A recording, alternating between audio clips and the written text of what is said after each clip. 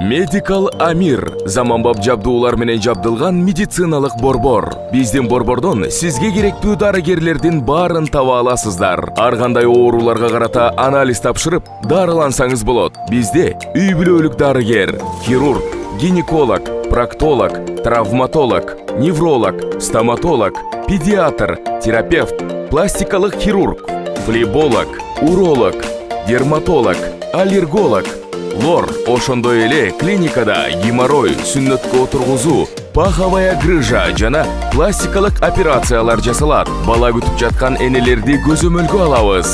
Бүт ооруларга жана кош бойлуулук боюнча УЗИ өтө аласыздар. Биздин дарек метро Мариино, Новочеркасский бульвар 51. Метродон болгону 2 минуталык жол. Байланыш телефондору +7 905 752 42 84.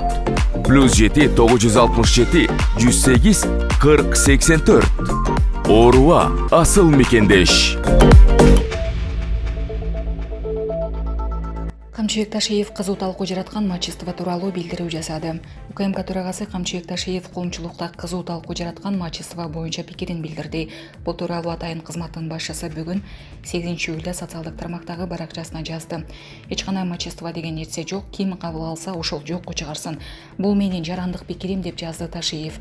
Эске салсак, 3-июлда Конституциялык сот 18 жашка толгон бала атасынын же апасынын атына катталууну өзү танаса болот деген чечим чыгарган. Аталган чечим коомчулукта кызуу талкууга алынып, көпчүлүк муну улуттук баалуулуктарга каршы келет деп сындап чыгышкан. Булак Супер Кежи. Байден жаңжал бүткөнчө Украина НАТОго кирсе кесепети кандай болорун айтты. Жаңжал бүткөнгө чейин Украинаны НАТОго кабыл алуу Россия менен түздөн-түз кагылышууга алып келет. Бул тууралуу АКШнын президенти Джо Байден билдиргенин РТ телеканалы жазды. Байдендин айтымында Вашингтон НАТОнун ар бир дюймун толук коргойт. Эгер согуш чыкса, биз баарыбыз ага катышабыз, дейди ал. Ошол менен катар президент, эгер иштер ушундай жол менен кетсе, АКШ Россия менен согушуу абалына келет деген пикирин билдирди. Ал Москва менен жаңжалы күчөп жаткан малда Киевти айланска чакыруу боюнча НАТОнун өзүндө консенсус болбой жатканын белгиледи.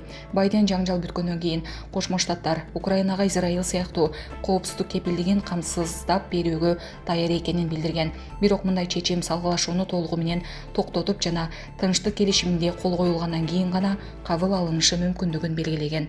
Булак Назар Ньюс Кежи.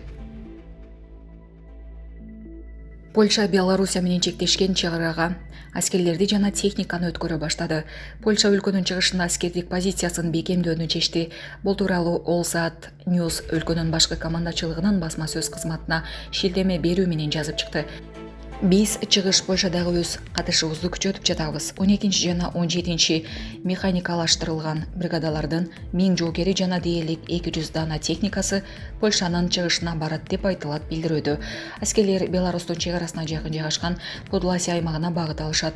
Өткөрүп берүү 8-июлга белгиленген. Ошондуктан польшалык айдоочуларга ошол күнү өлкөнүн жолдорунда аскердик колонналардын кыймылы тууралуу эскертилген. Бул июль айында Варшавадан Польша-Беларусь чек арасын экинчи ирет бекемдөө.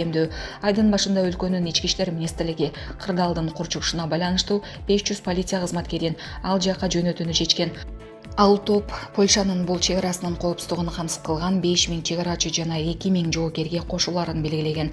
Польша Вагнер ПМКсынын аскерлери Белоруссияга кайра жиберилиши мүмкүн болгондугуна байланыштуу чыгыш чек араларын бекемдей баштады. Президент Анджей Дуда бул Варшава үчүн терс сигнал экенин белгиледи. Беларустун коргоо министрлиги вагнерчилер үчүн бир нече мурдак аскерий лагерлерди жана чатыр лагерин сунуштаганын, бирок азырынча бул маселе биротоло чечиле электигин белгиледи. Беларустун президенти Александр Лукашенко өлкө эч кимге кол салбай турганын, бирок ага каршы агрессия болгон учурда регулярдуу армияда Вагнер ПМКсы да, эгерде алар республикада болсо, коргонууга даяр экенин билдирди. Булак Назар Ньюс Кежи. Чаткалда 38 жаштагы киши бир нече ирет ок жеп ооруканага түштү. Чаткалда 30 жаштагы киши 38 жаштагы адамды бир нече ирет атып жиберген. Бул тууралуу Жалал Абад облустук ички иштер башкармалыгы билдирди. Маалыматка караганда окуя 7-июль саат 14:30 чамасында болгон. Жаракат алган жаран Чаткал райондук ооруканасына жаткырылган. Милиция жерине барганда бир дана ок жана гильзалар табылган. Мындан сырткары жаран шектүү куралын өз ыктыяры менен ыкчам тергөө тобуна өткөрүп берген. Факты боюнча кылмыш жаза кодексинин 37-122 беренесинин негизинде кылмыш иши козголуп, 30 жаштагы жаран убактылуу кармоочу жайга киргизилди. Учурда тергөө амалдары жүрүүдө. Булак Спутник KG. Кыргызстандын Монголиядагы элчиси дайындалды. Өкүлчүлүк жакында ачылат. Айбек Артыкбаев Кыргызстандын Монголиядагы элчиси болуп дайындалды. Бул тууралуу президенттин маалымат кызматы билдирди. Тиешелүү жарлыкка Садыр Жапаров кол койду. Артыкбаев Кыргызстандын тышкы иштер министринин орун басары болуп иштеген. Ал резиденциясы Улан Батырда жайгашкан биринчи элчи болот. 9-11 июлда Садыр Жапаров Монголияга мамлекеттик сапар менен барат. Анын алкагында элчиликтин ачылыш аземи күтүлүүдө.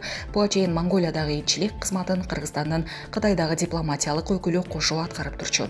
Булак Спутник KG.